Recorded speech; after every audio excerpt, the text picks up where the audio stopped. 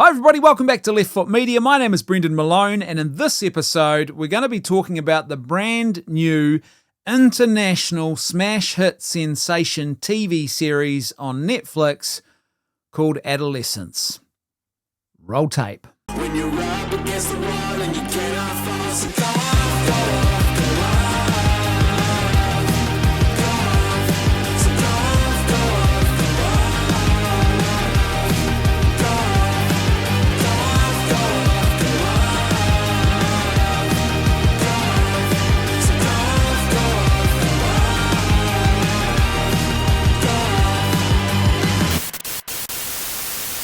As per usual, there's going to be spoilers in this video, so if you haven't seen Adolescence yet and you don't want anything at all spoiled, then you're going to want to shut off this video, go away, watch Adolescence, and then come back later. It won't take you long. There's only 4 episodes. The British know how to do TV right, and each episode is just under 1 hour long each. So, if you're sticking around, you have been warned. So Adolescence, brand new TV show on Netflix. This thing has become a global sensation. You know how every now and then something hits the airwaves and it just goes viral? This is one of those moments. There's a lot to like about this show, but there is also a major flaw here, and I think it's a really big and important one, and I want to end by talking about that because I think that really matters. First of all, you could rightly say, I think, that there are 2 sides to the coin when it comes to Adolescence. And one side is the technical prowess that is on display here. As I mentioned earlier, there are only 4 episodes in the Adolescence TV series. This is something that the British know how to do really well. They know how to limit and, I guess, curb their enthusiasm, so they create a nice, tightly constrained TV show, generally speaking. There are exceptions which prove the rule, but generally speaking, that is true. And Adolescence is a great example of this. 4 episodes, approximately 1 hour, or just under 1 hour per episode. It's very restrained. But here's the thing that's quite impressive and why it's attracting a lot of attention, if you haven't already seen it, and that is the fact that each episode is one long, continuous take. Now, I'm really interested in this style of filmmaking. I think people like Alfonso Cuarón, Inarritu, and others, and of course we could go back to the likes of Goodfellas, and we could remember that long take in that particular film.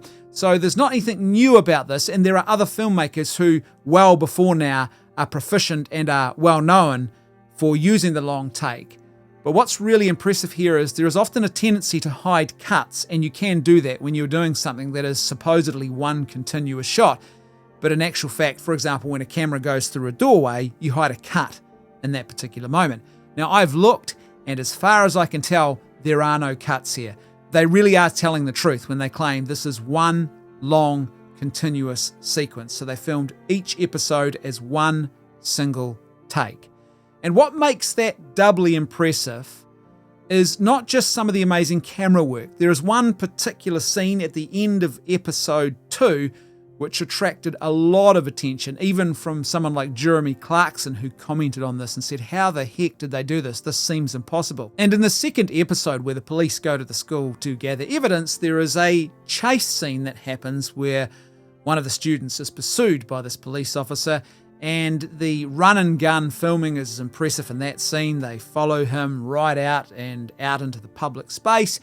And then all of a sudden, the camera just takes off and flies back into the school to explore another event that's happening at this moment towards the end of that episode. And what they actually did was they had drone operators ready to go. I've seen the footage of this.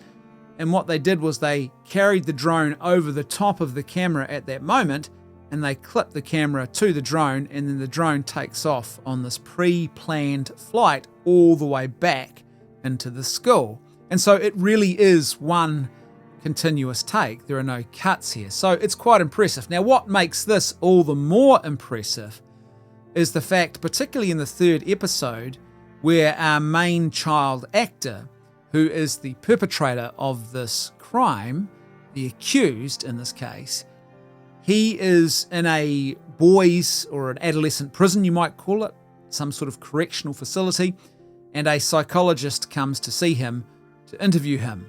Now again, this is where that whole one long continuous long shot really is quite impressive. Every time she has to leave the room to go and do something else, the camera just follows her, and so it's this one continuous movement of people. There's always a frenetic sort of energy that is driving and propelling this whole thing forward.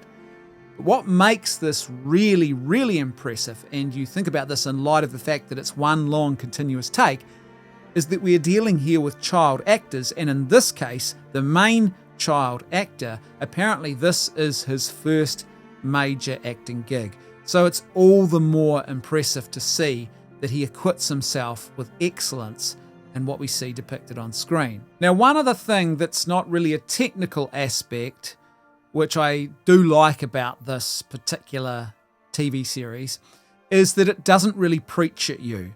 Now, it doesn't shy away, though, from subtly nailing its colours to the mast. I think we know exactly what they're trying to say here, but I do appreciate the fact that they didn't try and do that in a very unsubtle way. They're not trying to hit us over the head with a hammer here and pretend that there's some genuine dialogue and engagement and sort of open-ended discourse about big and important issues. They actually do what you don't often see a lot of today. They just let the events unfold. They let the character, the story sort of speak for itself. And then they leave you with a bit of room to draw your own conclusions and explore your own thoughts about this. And I think this is definitely something that is absolutely adding to the virality of this particular series, because it is exploring some profoundly important issues. But as I said, they don't shy away from nailing their colours firmly to the mast. If you've been around this particular discourse long enough, which is about internet, social media, and in particular masculinity, if you've been around this discourse long enough of late, as I have, then you will know exactly what they're trying to say here. They don't shy away from this. They really clearly are referencing the likes of Andrew Tate without getting specific and explicit in naming people. There's definitely allusions to a lot of issues that our society, our culture is really grappling with at the moment. And of course, there is the general interplay of the human person and technology, and in particular, technology and young people, and technology inserting itself into the family and into the lives of young people and into our communities in ways that can be quite destructive at times.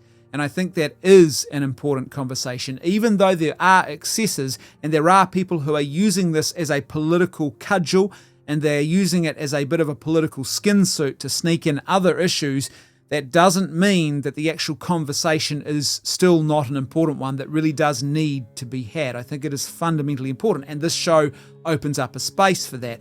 However, there are issues here. One of the things that I think makes this show quite interesting to me personally is that it doesn't really focus on the victim or the victim's family. Instead, all 4 episodes are focused firmly, apart from the period of what we see playing out in episode number 2, which takes place in the school. But apart from that, the rest of the series is absolutely firmly, and you might say disproportionately, but almost entirely focused on the perpetrator and their family. So it's the accused and the accused's family. And what I really like about this was the concluding episode. Episode number 4, I think, is really what makes this series so worthwhile for me. If they had ended this another way, I think I would have been quite disappointed. But they build it up, and then they do some things where I'm going to take perhaps philosophical disagreement with them, but then the way they conclude, I think, is actually quite important. The final episode focuses on the perpetrator's family and the impact of this upon the family. And then, of course, and this is a major spoiler, but you have been warned, we discover, we already know that the son is guilty. We've seen the CCTV footage, but there's still this question lingering. Is he really guilty? Because he is insisting that he's going to make a not guilty plea. And then finally, many months later, when these events take place, he tells his father and his mother and sister, who are listening in on the phone at the time, that he's actually going to change his plea and he is going to plead guilty to the murder. And what this does is it really opens up the floodgates. There is such beautiful drama in this episode because this is the father's birthday. And so this should be a really special day for him. This should be something meaningful. It doesn't start out well. His van is tagged. Someone writes nonce on the side of his van in obviously retaliation to what his son has done here. But it seems they are starting to move past that as the events start to progress. But then it all completely implodes and unravels with this revelation from their son effectively admitting finally that he really is guilty of what he's done here. And the family is now forced to grapple as the floodgates open. They are forced to grapple with this question about what does this mean about them? What does this mean for them as parents? Did they fail their son? There is this beautiful monologue. Actually, it's a sort of a dialogue, but a type of monologue that's taking place between the father and the mother towards the end of that episode, where he really talks about his own childhood and how he was different and he chose not to express himself in the more forceful and at times violent way that his father, so the grandfather in the family, the way that he had sort of raised him. And he had chosen to walk a different path with his own son, and he thought this would be different. And I think what's important about that particular point is it's really raising the spectre of these technology corporations and the way in which technology actually inserts itself into the life of young people in a way that is very destructive and antisocial and anti-family, and it's not a good thing. So there's a whole other big conversation here. Like, you can be really, really good parents and you can find yourself undone on a regular basis by social media and technology if it is introduced into the life of your family in a way that is uncontrolled or in a way that is premature in the life of that young person. Like, it seems pretty clear from the research now that at 12 and 13 years of age, you are far too young to be involved in this technology. Your brain is just not ready for that yet. It seems to be that at least 16 is the sort of bare minimum age that you should consider giving someone a smartphone. And so there's these big implications that are embroiled in all of this. And then the mother has her moment, and she talks about the fact that she walked past his door on more than one occasion at night, and she knew it was late, and she knew he was supposed to be asleep. And she says, come on, turn off the computer, go to bed. And the light still remains on, and she starts to question, should I have and could I have done more? Should I have intervened more forcefully in those moments? And of course the answer is yes. Parents do need to be involved, and I think that's quite an important aspect to all of this. And I think there's all these big questions here. And as I said, the question of masculinity, social media, the influence of that upon young people. One of the problems, though, I think about this particular series is that it focuses primarily on the young male perpetrator. And this is one of the big issues with all of this. And so let's talk about now what I think to be one of the major flaws here. This thing is, in many ways, it is a beautiful but ultimately very flawed thing, Adolescence. There's a lot to like about it, but there are some big problems here. First of all, it really does present this issue of social media and technology primarily as if it's only really a young male problem, as if somehow it's only young males who are, or they are the most negatively impacted by this. And that is obviously not true at all. However, I think we can give them a bit of grace for that because they really are focusing on specific events. They are focusing on a character who has killed another character. However, it is important that people do understand that violence has been perpetrated by females in these types of situations as well. Social media is not just a negative influence in the lives of young males. It's much, much more problematic than that. It's much bigger and broader than that. Now, people obviously are going to read into this what they want to, but I think quite clearly they are focusing primarily on the question of masculinity and what might be socially, in popular parlance, termed as toxic masculinity. There is one particular scene or character, if you like, that recurs in episode 3, and I think it's the one thing in this series that I think actually lets the whole thing down as far as acting and writing goes, because everything else I think is written with a lot more subtlety and a lot more intelligence.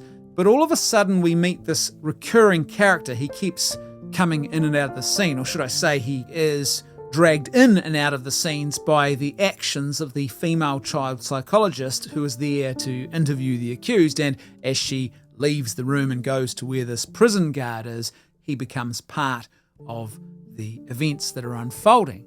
And this particular character is just very unsubtly written. He is he's just a very uncomfortable male character who is just invading her space.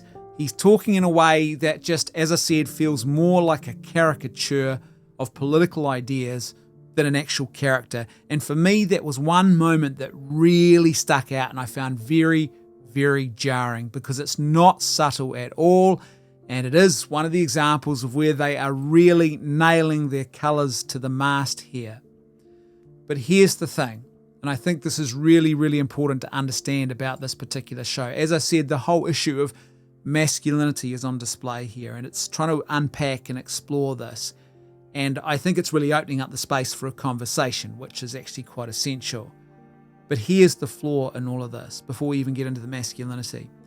First of all, I think it potentially doesn't do enough to really explore this idea of parents and our obligations when it comes to boundaries around technology and the way that we raise our children.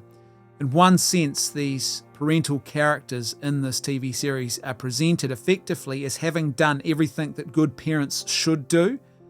And then what I think is sort of happening here is, instead of people focusing on the fact that maybe they haven't really taken enough proactive action in the life of their own family, and I say this as the father of 5 children, so I know what I'm talking about here, and I know you've got to be proactive.